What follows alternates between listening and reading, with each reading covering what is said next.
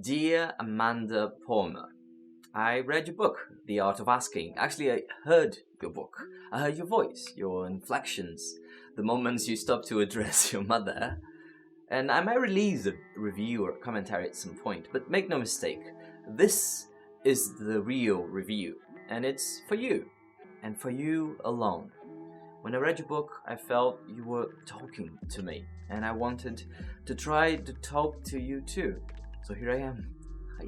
In many ways, reading a book felt really intimate. Of course, it was not a dialogue, not a beautiful eye-to-eye moment that we could have if I don't know, saw you performing on the street somewhere. But still, it felt real. Like if I was at a concert and you threw a kiss to the crowd and I happened to be the one in a straight collision course from that kiss. I felt so lucky, so loved. And as a writer myself, I admire your ability to create this feeling, to hold a powerful, visceral space. I don't know how to say it in English, but in Portuguese we have the perfect expression for what you do, which is dar a cara tapa, which would be translated as give your face to the slap. You open yourself, your windows, you expose your bones and your blood vessels. And when the slaps don't come, you know you had nothing to fear from the start. But of course, I wasn't just reading/listening to your book. I was living my life, and your words started to blend with my memories and my surroundings.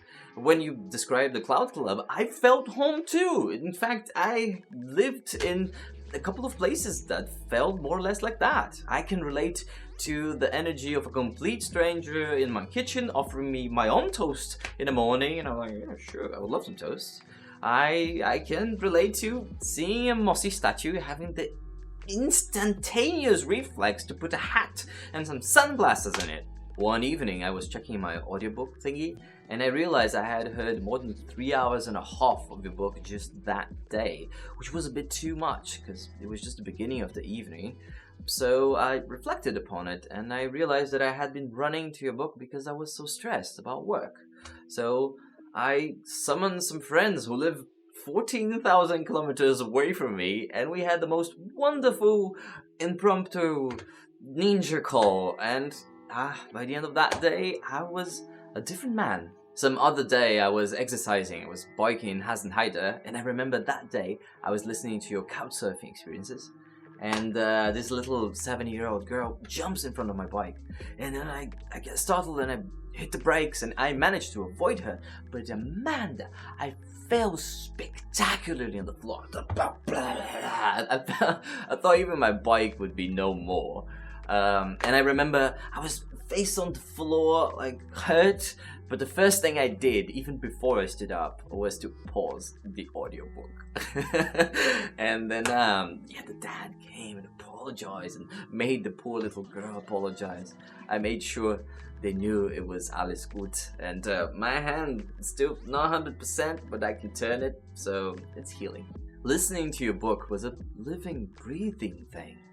I asked for more stuff. I complimented people more often. I even ate an actual donut, which I do not like.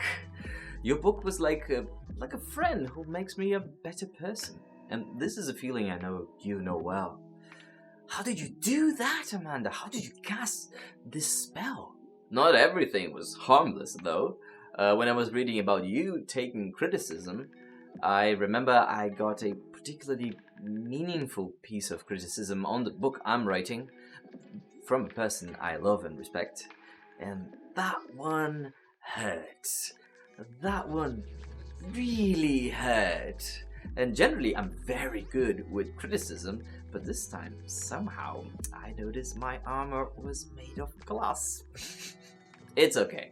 I don't mind taking a piece and sort of fusing with my new book friend. All in all, I end up better, stronger. Thanks for opening your kitchen to me. In fact, there was a strange coincidence, because while I was listening to your book, a friend of mine gave me your husband's masterclass as a gift. And I started seeing it. And those two things occupied very different spaces in my day. But some days, at least twice, you two happen to be talking about the exact same thing, using very different words, but the same essence. So I had this very strange feeling of, all this fractal, always the same. Work and fun and learn are all the same action. It was like really being in your kitchen and kind of eavesdropping on your conversation in the living room. It's strange for a fiction writer to hear about those very real characters. Amanda Palmer and Neil Gaiman, the ideas became Amanda and Neil, two people I could possibly high-five. Anyway, before we get to the closure of this video, I wanted to perform something real quick for you.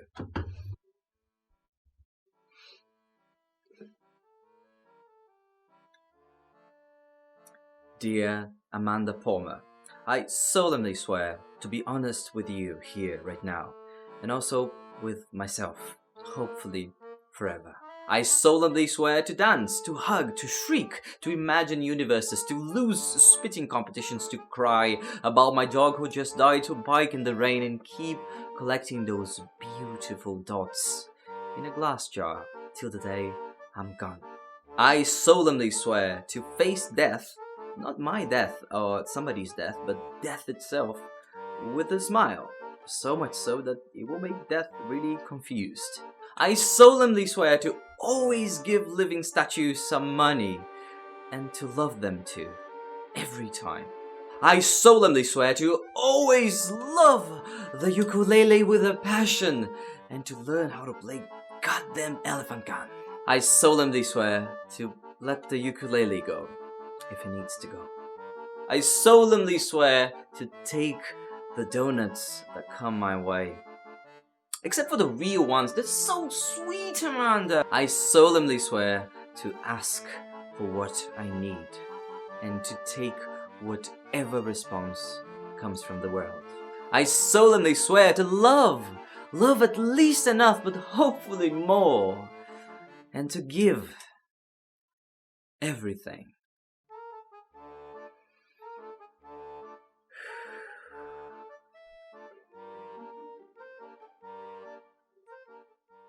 Thank you. That's it for today! If you are Amanda Palmer, thank you so much for watching this video. I am such a huge fan. And if you're not Amanda Palmer, thanks for sticking around and sharing this moment with both of us. Art is here to be shared. I'm glad you stayed to the very end. And if that was not obvious throughout the video, I am hereby officially recommending The Art of Asking, which is a fabulous book, and do yourself a favor and get the audiobook version, which is mwah! I'm here also officially announcing my new Patreon page. And listen, I know I don't have hosts of followers or viral videos or anything, but one thing that Amanda taught me was to give people the opportunity to help. So even if I had one patron that would fill me with such gratitude that I think it's worth the shot, the link to the Patreon page will be below. And also, inspired by Amanda, let me propose a small little spell/experiment. So in the comment section here on YouTube, I will invite you to ask for something. Something small, something simple that a random person in the world could provide. And after you post your own ask, look around in the comments and see if there's anything there that you can immediately fulfill and make somebody's day special. And let's see if we can make some beautiful community magic happen. See, Amanda, this is the kind of idea you put in my head. Alright, folks, see you next time. Ciao.